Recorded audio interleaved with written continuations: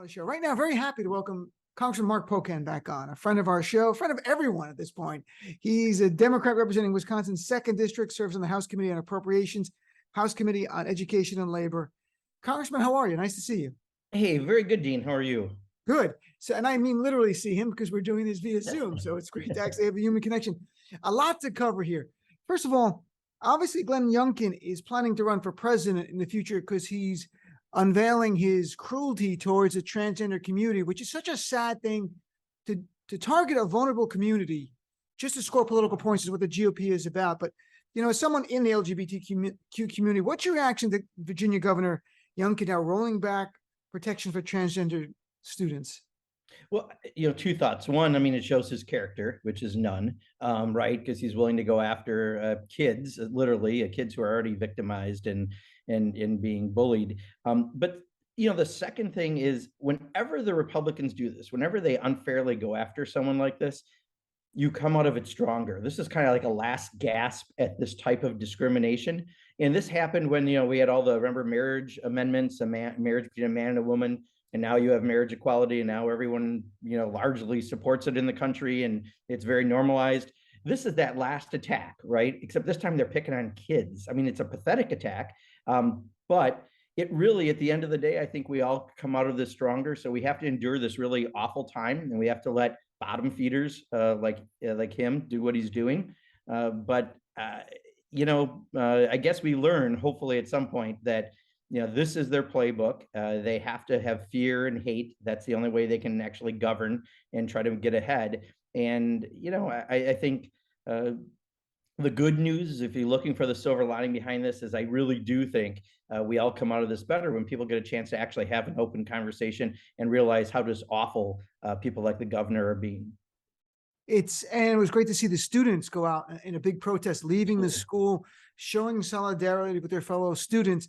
Because, when I talk to my nieces who are in high school now and college, it's a whole different world. It's not about not knowing someone in that community and just trying to be a nice person or a compassionate person. They know people in all the different communities. They grow up with them, diversity on every level. So it's much more human. Like, why would you do this? Why would you demonize people like this? I'm hopeful for the future. I mean, I know every generation's hopeful the next generation will make it better. And some people that next generation end up being just as bad. But, look at Ron DeSantis and Greg Abbott. Again, the same playbook. It says something about their base, because it's not cruelty is the point, because these people are just inherently cruel. They do it because the base enjoys it. And I don't know what happened to people, their lives, that they would enjoy cruelty. Well, I mean, have you ever seen the movie Idiocracy? Yes, sure. I bought it. I've watched it many times. I finally bought it because of Donald Trump, because that's the path that he's ideally would lead you down, right? He wants us to dumb things down to the level that he wants to just be this autocratic leader, and we wind up in a society like that. And, I think these governors are all trying to do the exact same thing, kind of take on these issues that may appeal to an element of the base, but that's the only real strength to it. I mean, think about DeSantis. He didn't even have people in Florida to bring to Martha's Vineyard. He had to go and get people from Texas. Like, how much more obvious is this guy is a political charlatan? But Ted Cruz is still in the Senate. I mean, to me, he's like the worst of bad community theater, right? Whenever I see Ted Cruz say anything, and yet people elect him to the Senate in Texas. I just think, we just need to continue to stand up for what's right, because we do have progress in the right direction. While Roe has been a big asterisk to that, right? We thought that was 50 years of settled law. Still, I think we will wind up coming stronger, because we will eventually codify that, so that there is no question by a conservative packed court. But to take people and do what those governors are doing to them right now, who are here for asylum reasons, it's especially pathetic. But again, it shows the path they would like us to go down. And I think, most people, I really believe in people, don't down deep think it's right. My friend Andy Borowitz has a new book out, and I just interviewed him about profiles and ignorance. And it's not a satirical book. It's straightforward. And it just talks about how the GOP trajectory from at one point embracing smart candidates to then, if they weren't smart, covering up for them, to now even some smart for celebrating idiocy, like the movie, but even smarter people like Ted Cruz and DeSantis, who went to Ivy League schools, dumbing down. And John Kennedy, the senator, like was like a Rhodes Scholar, dumbing down because that's what the base wants. And if you seem too smart, they don't like you. And it is a remarkable thing to live through. And I think his book's on the bestseller list. It just came out. And that arc is real. He really tracks that. This is where we are. Yeah, no, I'm on a committee with Ted Cruz. That's why I could say this. And I watched these actions, and they obviously know better, but they're appealing to us, but it's a small element of overall society. So yes, it's a majority within the Republican primary. There may be some independents and Democrats that fall into that category, but by far the vast minority. I just don't think it's sustainable. It's all short-term thinking. It's the next election. It's nothing sustainable.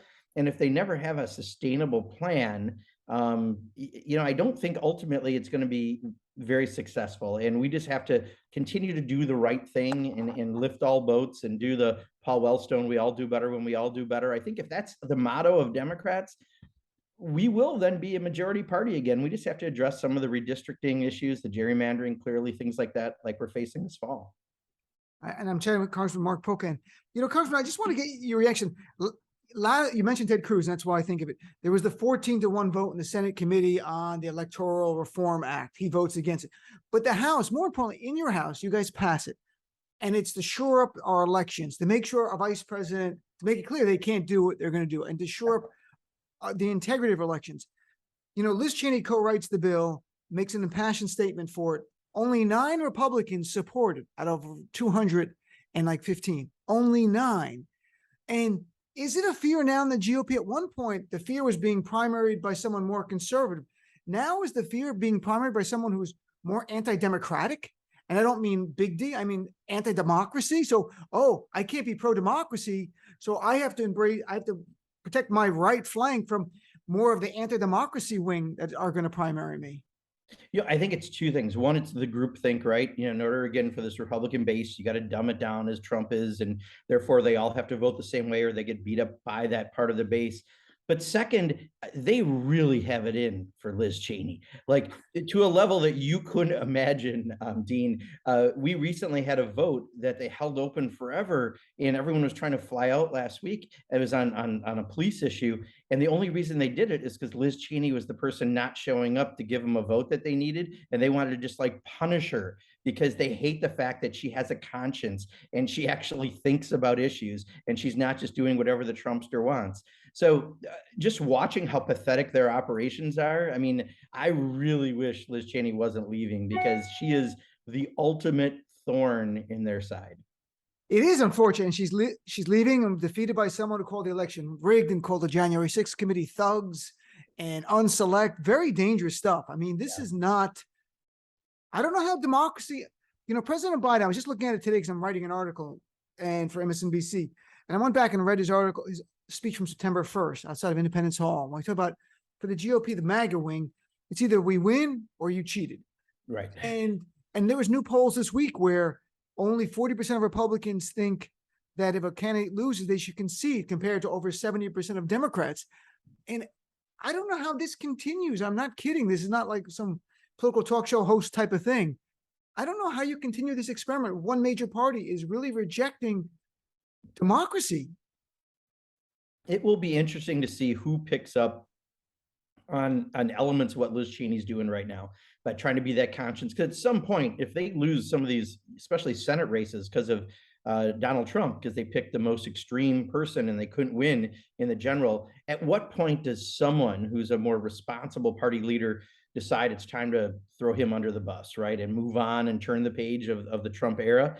But it's so hard to right now. I mean, in Wisconsin, we've got one of these insurrectionists, guy who used his campaign fund to come to the insurrection, running in Wisconsin's 3rd congressional district. The Democrat, Brad Pfaff, is trying hard, but the other guy's got the money of all the people around the country, the insurrectionists and all the rest.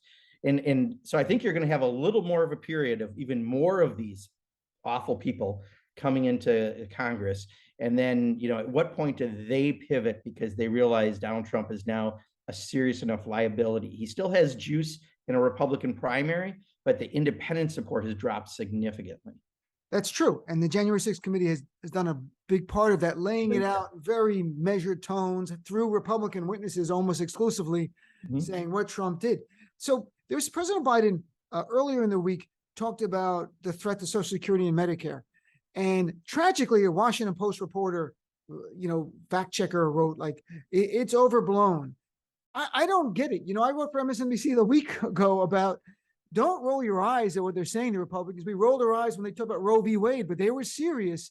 Well, you've got Rick Scott and your Senator Ron Johnson. They are telling us they are coming for Social Security and Medicare. Aren't we the ones at fault that we roll our eyes this time and go, that's just rhetoric? It's real. They've been doing it for years. They've been coming for these programs, not just the last 2 weeks, for decades. They've been coming for these programs. I mean, this is the rise of neoliberalism, right?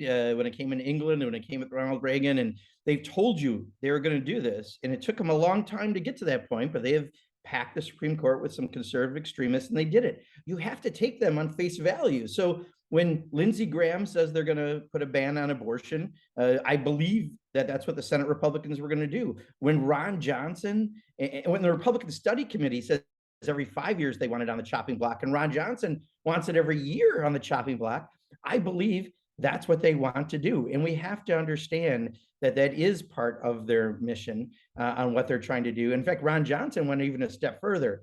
In addition to getting less of a benefit if you're a senior, he thinks that the answer to the job crisis is people should come out of retirement and go back to work. So he wants you to work in your retirement and get paid less through Social Security. What a treat. And but that is exactly when Republicans say they're going to do this stuff, they mean it. And Roe, what more proof do you need than to see what happened with Roe? I agree. I think the lesson from Roe, we take it at our peril if we don't take them literally, because they are telling us what they want to do because it makes their base happy. And as I noted, as I mentioned in a recent article, I mean, in 1994, when Newt Gingrich took the House, first time Republicans in 40 years, one of the big things they do, they passed legislation to gut Medicare, and Bill Clinton had to stand up to it. And it caused one of the government shutdowns. And George Bush talked about privatizing Social Security, very much wanted to do it. They don't want government to work. I mean, isn't that the essence of it? When government is helping people, it undermines their reason for being as a party.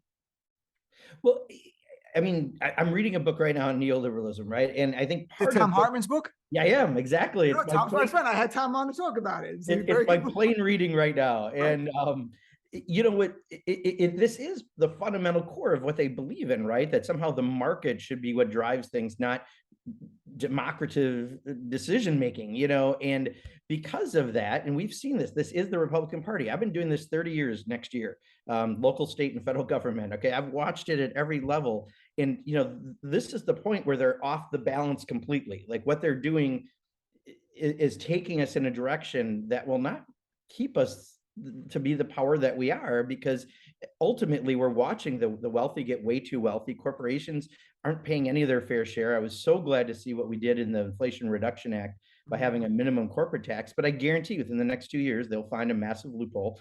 And once again, we'll be fighting the same fight until we decide that actually people through a democracy make the decisions rather than somehow the free market is the altar that we're worshiping on. That's going to be the problem that we're going to face. And Trump is like the ultimate example of a shitty capitalist, right? I mean, there's plenty of capitalism that's around, but he's the example of the guy who's a constant grifter. Even as president, the guy's a grifter. You can't have a nation based on grift and have it sustainable. I agree. And Tom's book's very good. I mean, Tom comes on every month. We're friends, and I go on his show. Obviously, we're on the same channel. But that book on neoliberalism is very good. It's very eye-opening. I covered it with him on the show. I learned a lot from it as well. And the reason, I mean, their core belief is that government should only be here to serve the wealthy, their donors. And that's why it's about just saying no to everything, because that's not what it's about, and own the libs. I mean, in reality, look, the GOP priority, and Matt Gaetz, your buddy, was saying this the other day, that if they win the House, they have to impeach Joe Biden because that's what the base wants. That's what they're running on. Hunter Biden's laptop and impeach Joe Biden. There's literally no policy because that's not what their base wants. Have you heard anything concrete about what the GOP would want to do in terms of policy if they took control of Congress, besides get rid of Social Security and Medicare? I mean, as I say, they've told us about Social Security. They've told us about abortion. We see Lindsey Graham's bill. Right. But when it comes to like the day-to-day functioning, I think is what you're talking about. I serve on appropriations. That's what I think about all the time. It would be really scary because they would defund. I mean, there's people who've said, get rid of the Department of Education.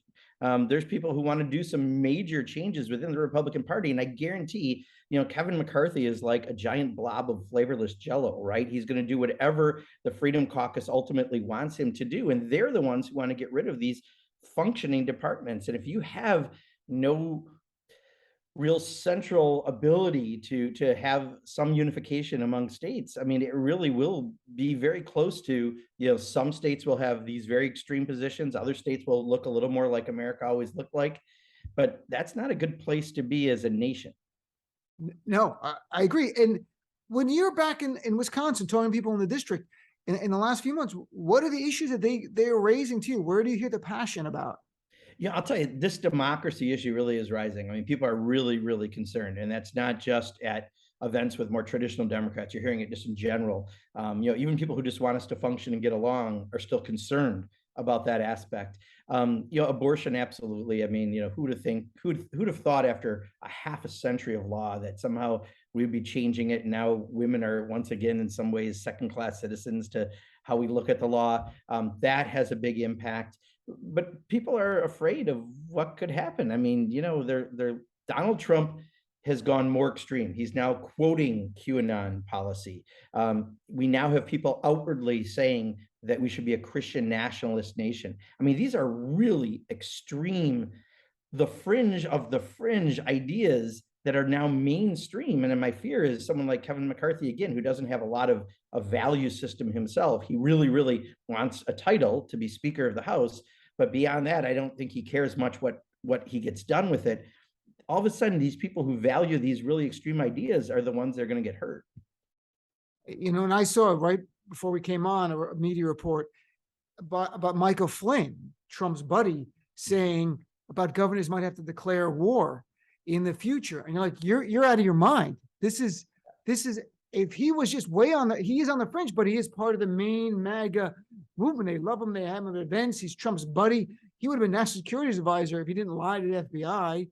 And this is such dangerous rhetoric. And and Doug Mastriano in Pennsylvania, there was just pictures of him with Jack Posobiec, who's a neo-Nazi guy, who at least pals around with. I'm not gonna say he's a neo-Nazi, but certainly trafficked in neo-Nazi, anti-Semitic garbage. And there's no Republicans announcing the candidate for governor in Pennsylvania, a big visible state, of hanging out with this guy at an event. They've lost their way, but I think this is a new way. I don't think they've lost their way. I think this is their new way. But there are so many more Marjorie Taylor Greenes coming into Congress. Again, in the 3rd District of Wisconsin, just because I'm spending a lot of time, it's in my own state there. The Republican, not only did he attend the insurrection on his campaign account, but he said he wasn't up there. There's pictures of him on the Capitol grounds. There's audio saying he's up on the wall with the boys. And at first I thought it just meant generically the guys. Right. I'm now pretty convinced it's the Proud Boys, because he refuses to condemn the Proud Boys. How could you run in a race that you can't even say something bad and condemn the actions of an incredibly extremist racist organization? So, that's my fear, is that you'll have more of those people. So, eventually Marjorie Taylor Greene's going to go, oh my God, we've elected extremists, right? Then what becomes of that Republican Party? And, my hope is just that when is that first mainstream Republican leader besides Liz Cheney going to stand up to Donald Trump? That's what we need. And now that Marjorie Taylor Greene's going to be single, this might be potential people for her to date going forward. So now, she said that's personal and private, and I think we should treat her with all the respect that she gave her colleagues who have transgender children in Congress. So let's leave that, her marriage failure, her inability to keep a husband, let's just keep that private and personal, Dean, please. You're right. And but I did tweet what I thought would be a Tinder profile she would put up about wanting a dictator type guy who's not afraid to incite a terrorist attack on the Capitol, and, Russian and German to turn on, no smokers, something like that. I think she should use that video of her hunting the feral pigs from the helicopter, because who couldn't be turned on by that?